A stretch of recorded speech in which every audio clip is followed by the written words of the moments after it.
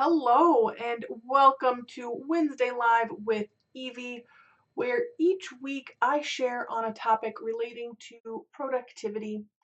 In the comments, say hello, let me know you're here or that you were here if we're not live. And today is Wednesday Live number 89, and the topic is what do you do when you want to work, but you also want to enjoy the season? I know this is the time of year when I want to be cozy on the couch, watching a movie, or doing a puzzle book, or fill in the blank, or doing a puzzle. And at the same time, I also am percolating new ideas and having things that I've already decided that I'm doing, that I'm working on. And so I kind of have this dual thing happening where I want to be cozy and enjoy the season or enjoy family and just kind of hang out, but there's also things that I want to do, and so it's kind of this push and pull that's going on. So I'm wondering, you have that too, and if so, what do you do? So I'm going to share a couple of things that I do, and I'd love to know what you do if you want to share those in the comments. So, for those of you who don't know me, my name is Evie Burke, and I work with women entrepreneurs and I help them take their productivity to a new level. And I do that by teaching them and giving them the tools to be better project managers of their own business. So that at the end of the day, they don't have to worry about what didn't get done today or what needs to be done tomorrow, but instead they can just be 100% present with the people that they're spending their non-working hours with. So again, welcome to the live and happy Thanksgiving. Tomorrow is Thanksgiving. If you're watching the recording, it's probably already passed. But either way, I hope you have or had a fabulous Thanksgiving and enjoyed the people you spent Thanksgiving with. So as I mentioned just a second ago or earlier, uh, this is the time of year as we go through Thanksgiving and enter into the holidays. This is the time of year where when I'm up in my office, I'm thinking about the puzzles or the movies on TV or just being cozy, downstairs. It might also have to do with the changing of the seasons. And then when I'm down there doing those things, down there being downstairs, my office is on the second floor. Sometimes I'm thinking about these ideas that I have percolating, the things I want to accomplish, and I'm feeling like I should be up in the office. So I have both things, kind of a push and pull happening. And maybe it's just me, but I'm guessing probably not that this is the time of year where other people have these things going on too. So I'm looking at the notes over here to see if anybody is saying anything. I don't see anything, but it's also not giving me the right. Oh, there we go. I have to hit the mute button so you don't hear me talking to you. That can be awkward. So I see Stephanie and Mary are here. Hello. So a few things that I do have a few things that I do. Yes, Mary, it is difficult to be two places at once. There are a few things that I do to kind of manage this push and pull between the get all the things done, write down and have all of the ideas, and the I want to be cozy and curled up and doing a puzzle, listening to a podcast. I love podcasts, just as an aside, or watching a movie or snuggling up and watching a movie with Nate or spending time with family. Like, how do I manage that push pull? So while I want to know what you guys do, I'm also going to share what I do. So, um, one of the things that I do when I'm in my office, especially at this time of year, I find it super important, is to have that list. And I always have a list of things to do 90% of the time. Maybe not always, but 90% of the time I have that list of things to do. And at this time of year, it's really important for me to have that list. And so that's tip one, have that list. Tip two is to work from the list. And I know I can't be the only one who occasionally writes out that list and then two things, not maybe not even one thing in, I'm abandoning it and I'm off on some tangent. So stick to the list. You've thought about what your priorities are, what needs to get done, stick to the list. It's your priority for a reason. And then tip 3 is give yourself a this is when I am going to leave the office. So, if you say I'm going to leave work, I'm going to leave my business, I'm going to, well, no, you know what I mean. I'm going to walk out of my office or stop working on business things at this time today, whether it's early or whether it's normal time. Give yourself permission to leave then and not feel guilty about it. So you know that, okay, regardless of where things are, I have given myself permission to walk out of my office at 5 o'clock or leave things that I'm working on at 4 or whatever that looks like for you. Give yourself that permission. Now, when it comes to that cozy time, that family time, there's a couple of different things I do. So if I'm with family and I'm having that, oh, I have this idea and or this thing that needs to get done, then I'm not going to, go and work on it because it's family time, right? It's time to be with family. So instead, I might make sure I have a notebook near me or a place on my phone that I've decided I'm going to jot down these ideas, and I'll do that. I'll jot the idea or the task that I'm remembering needs to get done. I'll jot that down on my notebook or in my notebook or in a memo on my phone or the text pad or whatever you have on your phone. I have OneNote on my phone, so sometimes I'll throw things in there too.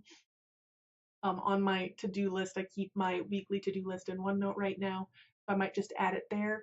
But I will do that while I'm with them just so that it's captured. I don't have to think about it anymore. I know it's written down.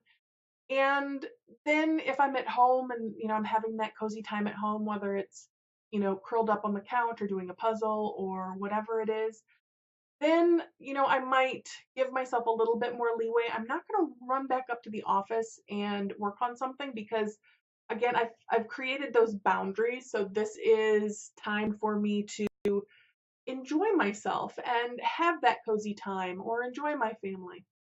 But if I'm by myself and I have those ideas, I might, well, I'm not going to run up to my office. I'm going to still jot it down in the notebook or on the phone, but I might give myself a couple of extra minutes to do some quick research and see, is this a viable idea? But I'll give myself a time limit, like 5-10 minutes. Or I might jot down a couple of extra thoughts or ideas around the idea or the thought that I had if it's a new idea. So Mary says she puts it on her calendar even if it's a think about these items for my Facebook group. Yeah. And so I'll say, so I know Mary fairly well, and Mary is somebody where she puts everything on her calendar, and if an item is going to get done, it's going to be on her calendar to get done, whether it's a meeting or client work or uh, whatever the to-do is, it's going to be on her calendar scheduled. If that's what you do, then yes, I would say absolutely do what Mary says here, suggests here with put it on her calendar, even if it's just think about these items for, whatever it is. For me, putting items on my calendar is one of the fastest ways for me to drive myself crazy and to start to miss appointments. So I don't do that. So know what works for you. If you're like me, then put it in a notebook, put it in a memo on your phone someplace where you'll check it later. If you're like Mary, absolutely put it on your phone. So know how you work. That's always something that's super important is know how you work, know what works best for you. So what else do people do to make sure that when you're having that push and pull of I want to enjoy family, I want to have cozy time versus I have things to do and I want to get them all done and the end of the year is coming. What else are things you do? Oh, yeah, Mary says she can never imagine me putting it on an electronic calendar. Actually, I live by my Google Calendar. Everything is on my Google Calendar, all of my appointments, all of my meetings. When I say everything, that's what I mean. Appointments, meetings, um, things coming up for the Unnamed Productivity Club. All of those things live in my calendar. And if it's a place I need to be or an appointment I need to be at, it is on my Google Calendar. I cannot live without it at this point. However, if it's a project, if it's a task, then it's probably in OneNote for me. Um, the daily stuff is written down. I like to process sometimes by, writing things out, but to-do lists now tend to be electronic. And this might be actually a topic I dive into a little bit more detail for the Unnamed Productivity Club. So, go out with friends. I'm not sure what you mean, Mary. Your kids sleep and or go out with friends. Does that mean they're not spending time with you? I'm not sure what you mean there with that one. But anyway, speaking of the Unnamed Productivity Club, that is something that is open right now for new members. So if you're interested in that, let me share that link and I'll just talk a little bit about it because it's open through Thursday of next week. So that's November 29th.